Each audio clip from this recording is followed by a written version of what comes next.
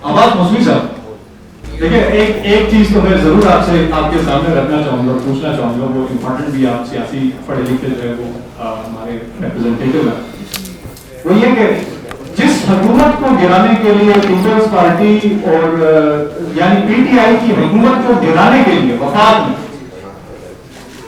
में नून league, peoples party, ये सारे लोग जो है वो लॉन्ग मार्च भी कर रहे हैं, वोट ऑफ नो कॉन्फिडेंस भी आ रहे हैं, और when it comes to Gilgit Baltistan ये दोनों पार्टियां मिलकर जो है वो हुकूमत को पुश कर रही है कि आप अबूरी आगे सुबह बनाए, हम आपके साथ।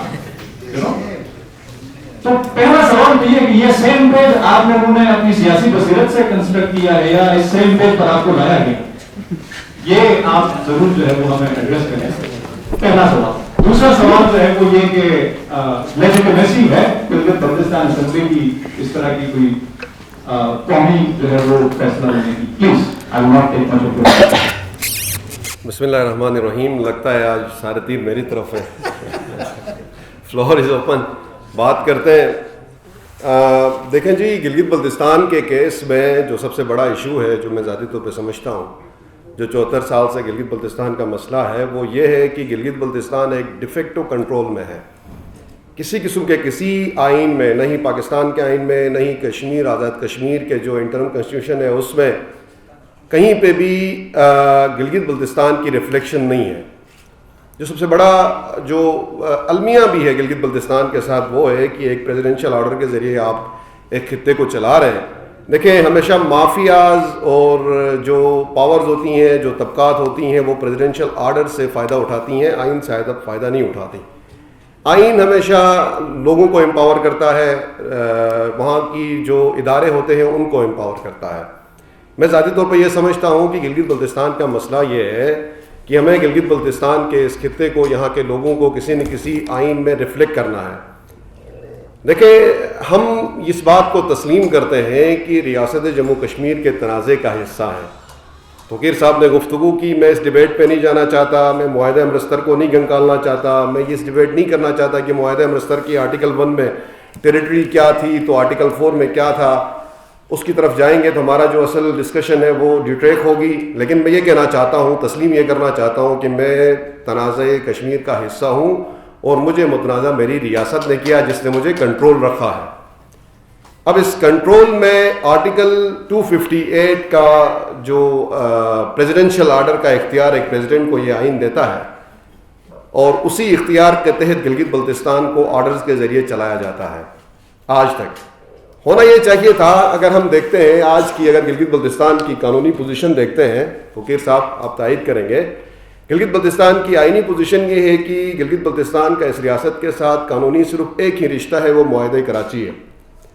मुआहदा कराची की एक शिक ने गिलगित बल्तिस्तान को इस रियासत के साथ बांधा हुआ है, नथी किया हुआ है। और मज़े की बात यह है, मेरी दिल की ख्वाहिश ये थी कि मुआहदा कराची में अगर आप मुझे भेज देते रियासत पाकिस्तान को, तो कम से कम अपना बनने वाला इंटरम जो कॉन्स्टिट्यूशन था, जो आइन था, उसमें मेरी जगह रखते। आपने 14 तरमीमें की, उन 14 तरमीमों में मुझे असेंबली में रिप्रेजेंटेशन देते, मुझे अपनी सिटीजनशिप में जगह देते। सूरत हाल ये है कि आप मुझे कहते हैं कि आप रियासत जम्मू कश्मीर के दर्जा अव्वल के शहरी हैं, लेकिन मैं आज़ाद कश्मीर में ज़मीन नहीं खरीद सकता। यानी सूरत हाल ये है कि मैं आपके लिए बेगाना हूँ। जब जब गिलगित बल्तिस्तान के ऊपर जुल्म हुआ, आपने एंजॉय किया।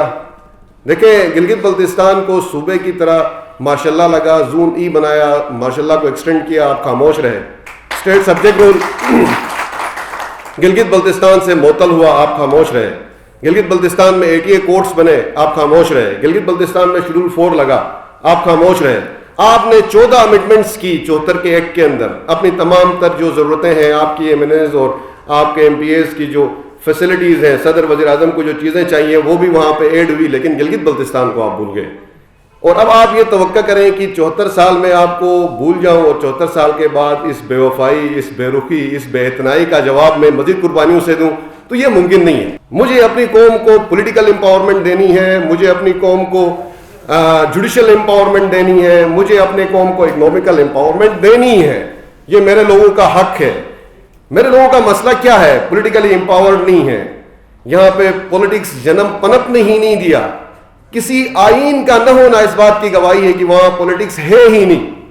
جب آپ کے پاس آئین ہی نہیں ہے, آئینی حقوق ڈیفائن ہی نہیں ہے, آپ کے رائٹس ڈیفائن ہی نہیں ہے, جب اس ملک کو ضرورت پڑتی ہے ماشاء اللہ ایکسٹینڈ ہوتا ہے, جب اس ملک کو ضرورت پڑتی ہے 21ویں ترمیم ایکسٹینڈ ہوتی ہے, فوجی عدالتیں بنتی ہیں, جب اس ملک کو قبضہ کرنے کی ضرورت ہوتی ہے لینڈ ریونیو ایکٹ ایکسٹینڈ ہوتا ہے, میری زمینوں پہ قبضہ ہوتا ہے, لیکن 18ویں ترمیم ایکسٹینڈ نہیں ہوتی کیونکہ اس سے میں امپاور ہوتا ہوں. تو میرا مسئلہ تو یہ ہے کہ میری قوم, میرے لوگ, میرے نوجوان, میرے سیاستدان, میرے وکلا اور میرے جو کورٹس ہیں اور میرے جو اکنامیکل ڈیولپمنٹ ہے وہ امپاور نہیں ہے. میں تو اس میں امپاورمنٹ چاہتا ہوں. میں تو یہ چاہتا ہوں کہ میرا جو کورٹس ہے اس کو جوڈیشری ہے اس کو ایک آئینی بیک اپ ملے. آج میری کورٹس انتظامی کورٹس ہیں, آج میرے کورٹس آئینی کورٹس نہیں ہیں, آئینی عدالتیں گلگت بلتستان میں نہیں ہیں.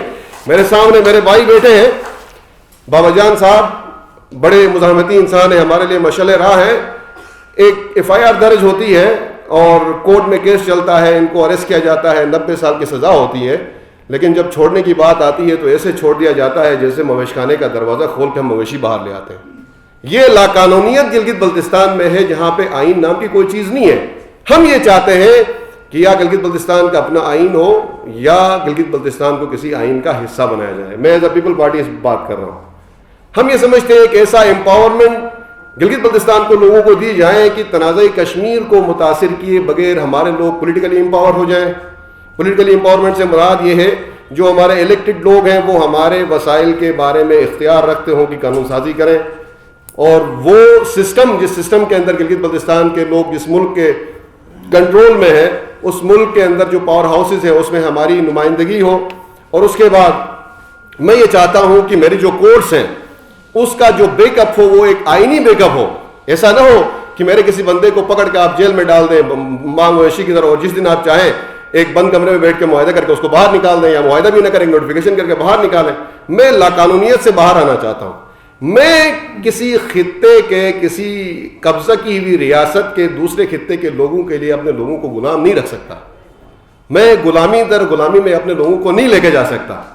مجھے یا اپنا آئین چاہیے یا مجھے کسی آئین کا حصہ بننا ہے. اب آئین اپنا حاصل کرنے کے لیے آپ کی طرح اگر آپ کہتے ہیں 74 کے ایکٹ کے تحت میں ایک انٹرم کنسٹیٹیوشن بناؤں, اس کے اوپر امینڈمنٹ کرنے کا میرے پاس اختیار ہو, گنڈاپور کے نیچے میں ایک ریاست بناؤں جس کو آپ نے خود ڈگوسلا کہا, تو میں اسے تسلیم نہیں کرتا.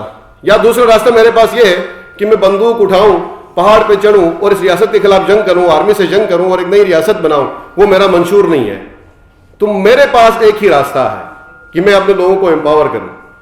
اس راستے کے بارے میں صرف میں تسلیم نہیں کرتا. دیکھیں جی, گلگت بلتستان کے جو نیشنلسٹ دوست ہیں وہ عرصہ دراز سے یہ کہتے ہیں کہ گلگت بلتستان کو کشمیر سے الگ کر کے چوتھی اکائی تسلیم کریں. ایسا ہی ہے, ایسا ہی ہے نا.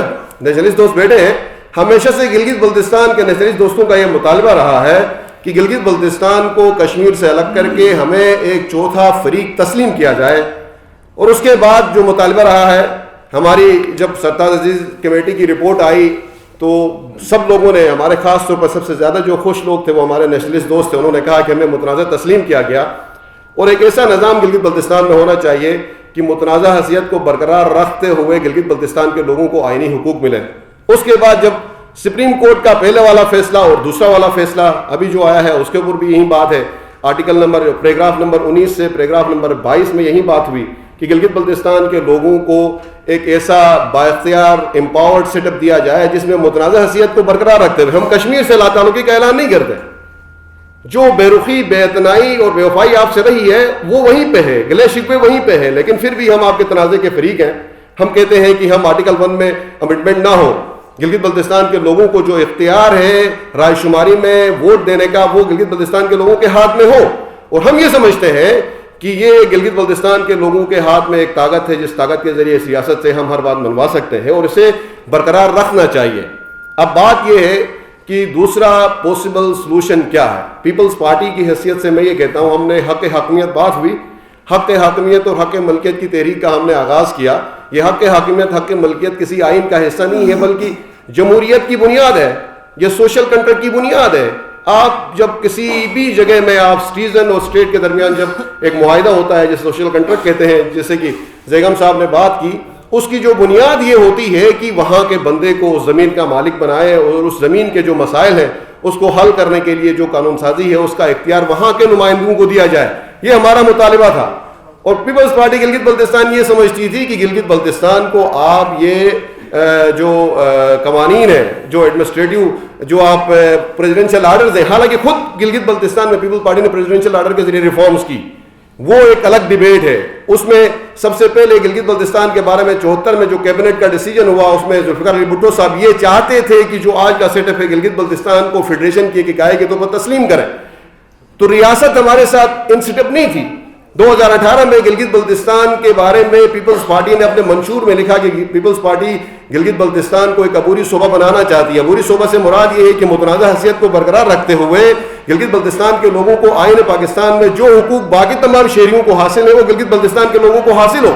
ریاست نے ہمارا ساتھ نہیں دیا. ریاست نے بری طرح ہماری الیکشن کو چھینا, ہم سے ووٹ چھینا. ہم اس بات کو تسلیم کرتے ہیں اور ہم اس پہ احتجاج بھی کرتے ہیں, ہم کورٹ میں بھی ہیں.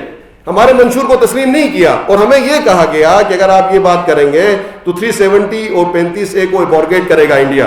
لیکن جب ایبورگیٹ کیا انڈیا نے 370 اور 35A کو, تو اس ریاست نے پیپلز پارٹی گلگت بلتستان کے موقف کی تائید کی. اس ریاست نے گھٹنے ٹیک کے اگر کسی کے ساتھ مذاکرات کیا تو وہ پیپلز پارٹی گلگت بلتستان تھی, جس کے سامنے آ کے کہا کہ ہم آپ کے موقف کی تائید کرتے ہیں اور آپ کے موقف کے مطابق, آپ کے منشور کے مطابق ہم عبوری آئینی صوبہ بنانا چاہتے ہیں, ہم آپ کے ساتھ بات کرنا چاہتے ہیں. دیکھیں جی, جیسے کہ بات کی زیگم صاحب نے کہ آپ کٹ رہے ہیں, ایسا نہیں ہے. میں گلگت بلتستان کے لوگوں کو, گلگت بلتستان کے نوجوانوں کو ایک ایسی بند ٹنل کے اندر لے جا کے خود مختاری کا نعرہ نہیں لگانا چاہتا جس کی ڈیمانڈ, جس کی گارنٹی خود یونائٹڈ نیشن نے نہیں دیا ہو. یونائٹڈ نیشن کے پاس بھی اگر ہم جاتے تو ہمارے پاس 2 ہی راستے ہیں, یا انڈیا جانا ہے یا پاکستان جانا ہے. تیسرے نعرے پہ میں سیاست کرنا ہی نہیں چاہتا. اگر کوئی دوست انڈیا کے ساتھ جانا چاہتا ہے تو اس کے پاس حق ہے, اس کے پاس جو حق یہ یونائٹڈ نیشن نے دیا ہے وہ چلا جائے. لیکن میں تو یہ سمجھتا ہوں کہ میرا مستقبل اس ریاست کے ساتھ ہے, جس ریاست کے ساتھ میں 74 سال سے رہتا ہوں. لیکن میں یہ کہتا ہوں کہ میرے جو رائٹس ہیں, میری جو ملکیت ہے اسے تسلیم کریں, میری جو حاکمیت ہے اسے تسلیم کریں. یہاں پہ صرف ایک سوال کا مزید میں جواب دوں گا, اس کے بعد فلور اوپن ہے. سوال یہ ہے کہ محترم زیگم صاحب نے کہا کہ اس اسمبلی کے پاس اختیار نہیں ہے. دیکھیں جی, ہم اور آپ بات کرتے ہیں یونائٹڈ نیشن کی قراردادوں کی. یونائٹڈ نیشن کی قراردادوں میں اپنی فورسز کو نکالنا اور لوکل اتھارٹی کا قیام, یہی چیز ہے توقیر صاحب. اور لوکل اتھارٹی کے قیام کا جو حکم ہوا ہے وہ ریاستوں کو ہوا ہے, عوام کو نہیں ہوا ہے. ایک بڑا ٹیکنیکل میں بات کرنا چاہتا ہوں. ریاست کو یہ کہا انڈیا اور پاکستان کو کہ جو انڈر کنٹرول آپ کے ساتھ ایریاز ہیں یہاں پہ ایک لوکل اتھارٹی آپ بنائیں اور اس لوکل اتھارٹی کے ذریعے ان لوگوں کو چلائیں. تو لوکل اتھارٹی بنانے کا اختیار آپ کے پاس ہے ہی نہیں, ریاست کے پاس ہے. اب ریاست ٹل پلوسائے آپ کے ساتھ نیگوشیٹ کر کے ایک ایسا سسٹم بنا سکتی ہے جس سسٹم میں آپ خوش ہیں. اب اگر آپ نے نیگوشیٹ کرنا ہے تو رائے شماری تو آپ کی سب کے ساتھ 2 کروڑ لوگوں کی ہونی ہے, صرف 14 لاکھ لوگوں کی نہیں ہونی. رائے شماری 2 کروڑ لوگوں کی ہوگی, اس وقت اپنی رائے شماری کا حق ادا کریں. آج اگر آپ نے کوئی انٹرم سولوشن, جسے ہم عبوری آئینی صوبہ کہتے ہیں, جسے ہم عبوری اسی لیے کہتے ہیں کہ انٹرم ہے, صوبہ اس لیے کہتے ہیں کہ اس کا جو سیٹ اپ ہے ایک فیڈریشن کی یونٹ کے طور پر اسے صوبائی طرز میں اسے انتظامی طور پر رکھا جائے گا, اس لیے ہم صوبہ کہتے ہیں. تو اب بات یہ ہے کہ میں ذاتی طور پر یہ سمجھتا ہوں کہ انٹرم کوئی بھی سلوشن نکالنے کے لیے اگر ریاست اس اسمبلی کے ساتھ نیگوشیٹ کرتی ہے تو اس کا بالکل اختیار اس ریاست کے پاس ہے. یہ گلگت بلتستان کے لوگوں کا مستقبل کا فیصلہ نہیں ہے, گلگت بلتستان کے لوگوں کا عارضی فیصلہ ہے. ٹل پلبسائٹ میں آپ جو بھی بات کرنا چاہتے ہیں, جو بھی فیصلہ کرنا چاہتے ہیں, آپ کے پاس اختیار ہے. اب اس کے بعد جو سب سے امپورٹنٹ چیز یہ ہے کہ اس سیٹ اپ کے بعد, اس پہ پھر ٹائم بہت کم ہے, مجھے پرچی مل گئی ہے 2 منٹ ہے, اس سیٹ اپ کے بعد کیا چیزیں, کیا فائدے ہیں گلگت بلتستان کے بارے میں, اس لیے میں تھوڑی سی بات کروں گا. اس کے بعد انشاءاللہ دیکھیں ہر سیٹ اپ میں نقصان بھی ہوتے ہیں, فائدے بھی ہوتے ہیں. میں یہ سمجھتا ہوں گلگت بلتستان میں اگر یہ سیٹ اپ آئینی طور پر 258 میں, گلگت بلتستان پہلے بھی 258 کے تحت ہی ڈیل کیا جاتا تھا پریزیڈنشل آرڈر کے ذریعے. پہلی مرتبہ ریاست یہ کہتی ہے کہ اس پریزیڈنشل آرڈر کو ختم کر کے ہم 258 میں گلگت بلتستان کا نام لکھیں گے. گلگت بلتستان کے پاس اپنی رائٹ ٹو سیلف ڈٹرمنیشن کے لیے رائے شماری میں ووٹ دینے کا حق ہوگا, یہ تنازع کشمیر کا حصہ ہے. تو یہ میری موقف کی تائید ہے. میرے کمپرس بھائیوں کی موقف کی تائید ہے. آج تک گلگت بلتستان میں لوگ تو یہ بھی کہتے تھے, کمپرستوں کو کہتے تھے یہ تو جھوٹ بولتے ہیں, یہ تو متنازع ہے ہی نہیں. میں ذاتی طور پہ یہ سمجھتا ہوں کہ اگر یہ ریاست اپنے آئین میں آپ کو متنازع لکھتی ہے, یہ میری موقف کی تائید ہے, پہلی بات. دوسری بات یہ ہے کہ میں یہ سمجھتا ہوں کہ گلگت بلتستان کو اس امنڈمنٹ کے ذریعے 258A کے ذریعے چوتھے فریق کے طور پر تسلیم کیا جاتا ہے, جو کہ ہمارے کمپرس بھائیوں کا درینہ مطالبہ تھا. چوتھے فریق کے طور پر اس طرح کیا جا رہا ہے کہ آپ کا جو کراچی کا ایگریمنٹ تھا اسے انڈو کیا جا رہا ہے, اور آپ کو ڈائریکٹلی کراچی ایگریمنٹ کے تحت 257 کے آپ 257 میں آپ ریاست جموں کشمیر کے جو آزاد حکومت ہے اس کے حصے میں تھے, آپ اس کا حصہ تھے. آج ریاست پہلی مرتبہ گلگت بلتستان کو ایک 258A کے تحت آپ کو چوتھا فریق تسلیم کر رہی ہے. اس کے بعد جو سب سے امپورٹنٹ چیز یہ ہے کہ میں یہ سمجھتا ہوں کہ جو اکنامک آپ کی جو بہتری ہوگی, تھوڑا سا 1 منٹ اور میں چاہوں گا, اکنامک بہتری یہ ہے کہ آپ کو NFC میں 4% شیئر ملے گا. دیکھیں 14 لاکھ کی آبادی اگر آپ دیکھتے ہیں تو 1% بھی آبادی نہیں ہے, اگر آپ کو 4% شیئر ملتا ہے. یہ تھوڑا سا میں انالیسس کرتا ہوں, اس کے بعد آپ خود فیصلہ کریں. آج کا جو گلگت بلتستان کا اس سال کا جو بجٹ ہے ہمارا اور آپ کے سامنے 106 ارب کا ہے, اور ہمارے پاس 8 ارب کی سبسڈی ہے گندم کی, 114 ارب روپے 14 لاکھ لوگوں کے لیے, جو کرنٹ ہمارا سیٹ اپ ہے. آزاد کشمیر کے ہمارے توقیر صاحب ہیں, یہ بہتر بتا سکتے ہیں, لیکن میں نے جو کچھ پڑھا میں بتاؤں گا. آزاد کشمیر کے 40 لاکھ لوگوں کے لیے ریاست پاکستان کی طرف سے جو بجٹ اناؤنس ہوا ہے آزاد کشمیر میں وہ 141 ارب روپے ہے. اب شیئر ہم چیک کرتے ہیں, گلگت بلتستان کے 114 ارب میں سے صرف 65 کروڑ روپے ہمارا ریونیو ہے, باقی سارا وفاق دیتی ہے. آزاد کشمیر کے اندر جو 141 ارب روپے ہیں اس میں سے 22 ارب روپے صرف اور صرف انکم ٹیکس ہے جو وہاں پہ لوگ دیتے ہیں. 8 ارب روپے وہاں کے کسٹم ڈیوٹی, وہاں کے جو لوکل جو ٹیکسز ہیں جو آزاد کشمیر کے سیٹ اپ کی وہ ہیں.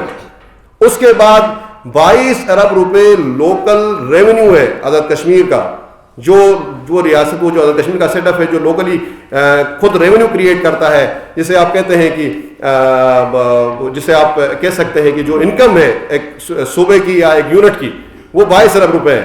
آپ اندازہ لگائیں صرف اور صرف 59 ارب روپے ٹیکس پول سے وفاق سے جاتے ہیں آزاد کشمیر کے سیٹ اپ کو, اور اس کے بعد کوئی 26 ارب روپے, جس طرح ہمیں PSDP کا 22 ارب ملا ہے اس سال, اس طرح ان کو 26 ارب روپے PSDP کا ملتا ہے, جسے انول ڈیولپمنٹ فنڈ کہتے ہیں. تو میں ذاتی رائے میں یہ سمجھتا ہوں بجٹ اور ڈیولپمنٹ کے لحاظ سے, اکنامک سچویشن کے لحاظ سے, جو میرا کرنٹ سچویشن ہے وہ آزاد کشمیر سے ڈبل بہتر ہے.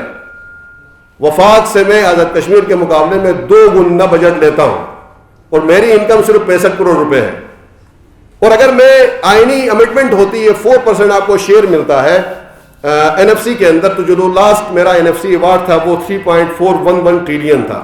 اگر آپ 3.411 ٹریلین میں 4% آپ نکالتے ہیں تو آپ کے 136 ارب صرف NFC ایوارڈ کے اندر بنتے ہیں. جو آپ کی لوکل ٹیکسز اور لوکل جو ٹوریزم کے اوپر آپ ٹیکس لگائیں گے, واٹر رائلٹی جو آپ 18ویں ترمیم کے تحت کلیم کریں گے, جو کہ کشمیر لے رہا ہے, پہلے 70 کروڑ لے رہا تھا, 12 ارب روپے کلیم کر رہا ہے, یا اس کا ایگریمنٹ ہو چکا ہے, وہ چیزیں الگ ہیں.